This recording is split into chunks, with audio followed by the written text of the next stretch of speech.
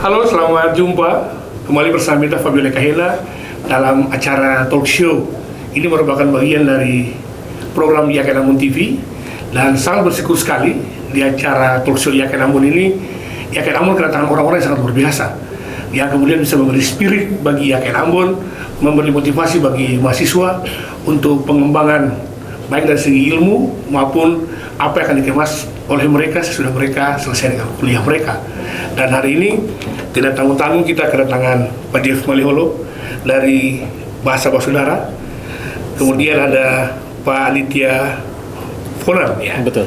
Pak Aditya Fonan, dan kemudian Pak Unggul Suprayitno, maaf Pak Suprayitno, ya. Terima kasih untuk kehadiran di Yakin Ambon. Tentunya kami sangat mengharapkan bahwa kehadiran Bapak bertiga memberi spirit untuk Yakin Ambon. Saya sudah baca dia punya flyernya, saya sudah baca dia punya suratnya, dan itu bagi saya luar biasa. Pak Jeff dulu.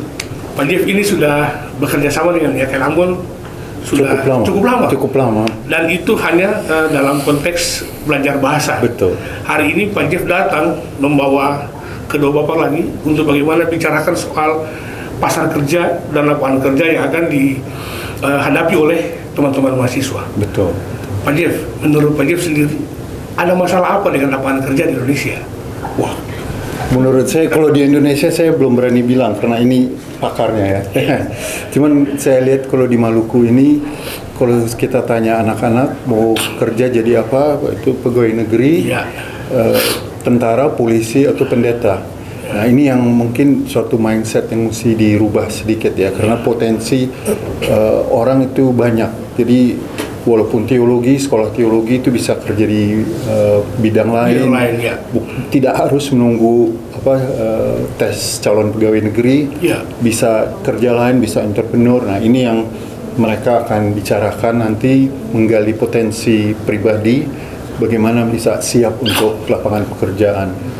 Ya, memang betul Pak. Bahkan ada skripsi mahasiswa yang menuliskan tentang jadi orang.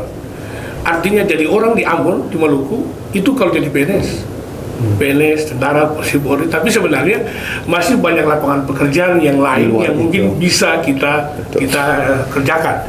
Ya, dan itu bisa tidak dibatasi oleh apapun gelarnya.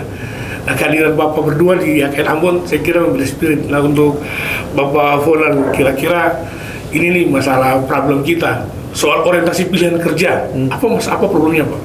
Sebenarnya kalau kemarin sempat ngobrol juga sama Om Jeff sama Pak Unggul, kebetulan saya dari Papua ya, jadi juga kurang lebih mirip nih antara di Papua sama di Ambon. Problem utamanya menurut saya yang bergerak di bidang SDM itu problemnya adalah kita teman-teman yang di timur itu secara akses mungkin belum sebanyak yang di Jakarta. Jadi kita dari kecil kita belum banyak terpapar bahwa kerja tuh tidak cuma jadi PNS atau polisi atau polri atau tentara. Banyak sekali pilihan pekerjaan. Ada yang bahkan kerja mungkin bisa dari ke Amerika, ke Australia, tapi cukup di rumah nih dengan modal laptop dan komputer misalnya dan internet. Nah itu kan yang di sana, yang teman-teman di Jawa mungkin sudah terpapar, mungkin dari kecil mereka sudah pernah lihat ataupun di sekolah sudah pernah diajarkan. Sedangkan kita yang di timur lebih harus sering banyak berinteraksi, banyak melakukan berbagai agenda-agenda terkait persiapan karir, memberikan wawasan bahwa pilihan karir tuh banyak banget loh.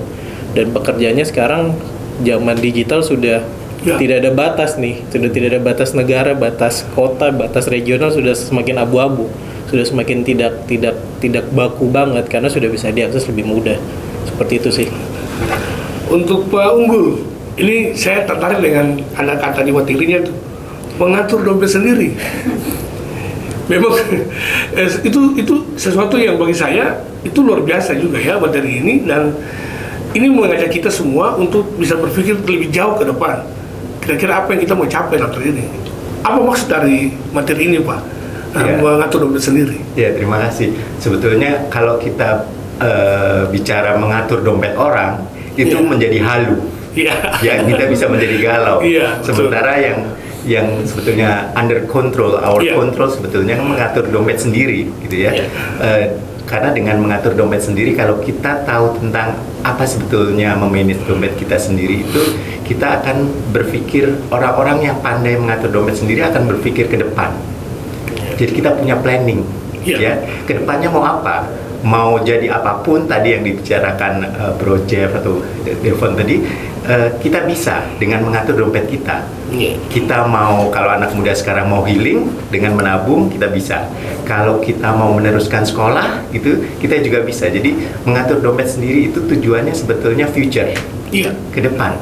Apa yang akan kita raih ke depannya, itu sebetulnya tujuannya. Jadi saya ingin sharing dengan teman-teman di sini gitu ya. Mungkin budaya menabung juga. Iya, betul.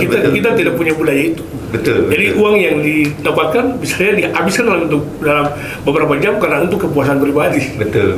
Ya. Jadi nanti dalam session saya juga akan mendorong teman-teman bahwa untuk menabung itu harus di depan, bukan uang sisa.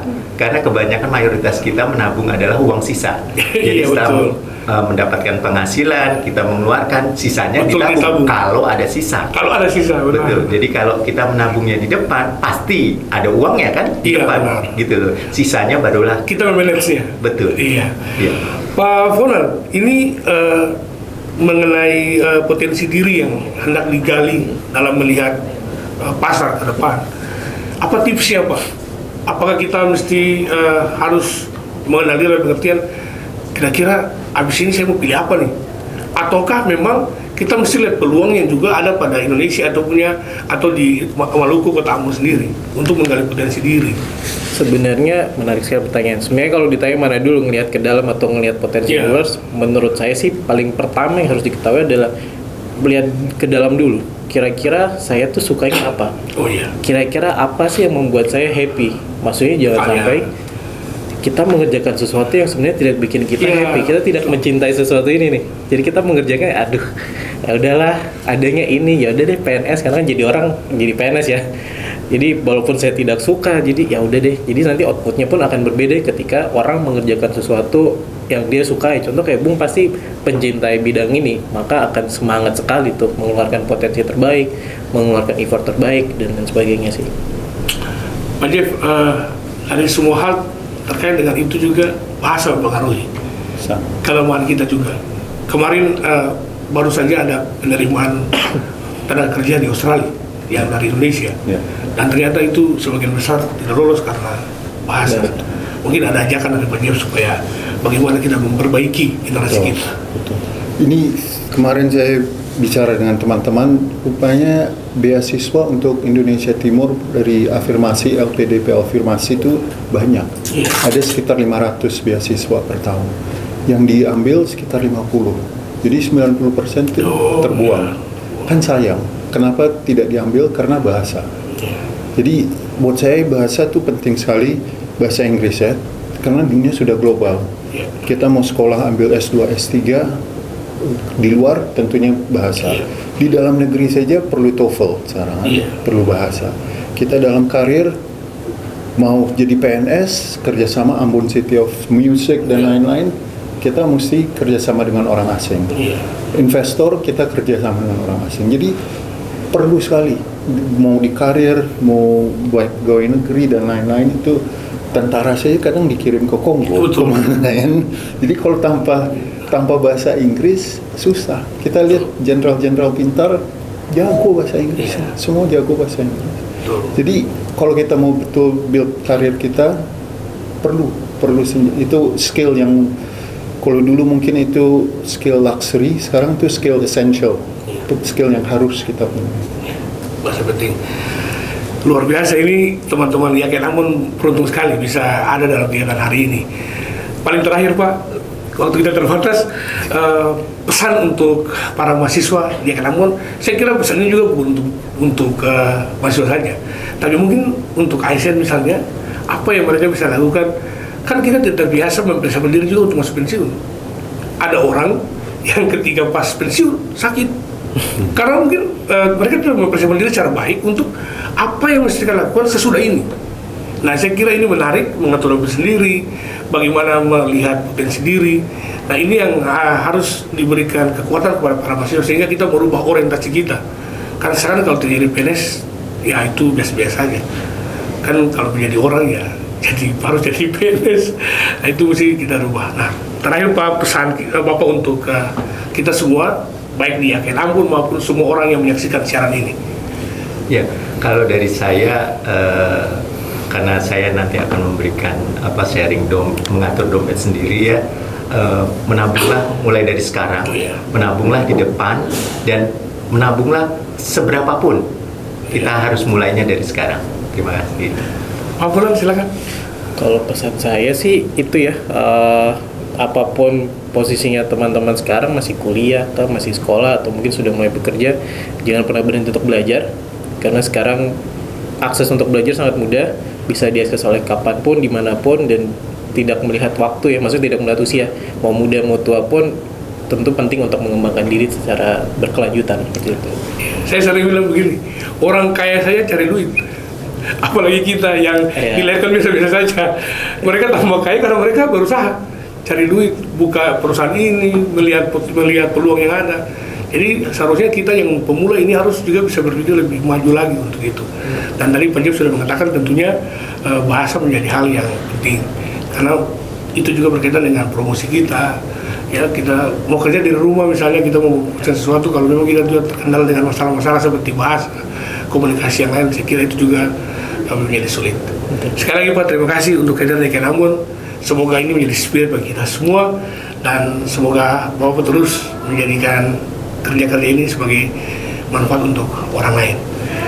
Terima kasih sudah hadir bersama dengan kita di Yakin Ambon. Paling terakhir, makan bubur pakai abon. Itu makanan yang paling aman. Jayalah terus Yakin Ambon, Yakin Ambon, kampus harmoni dalam keragaman.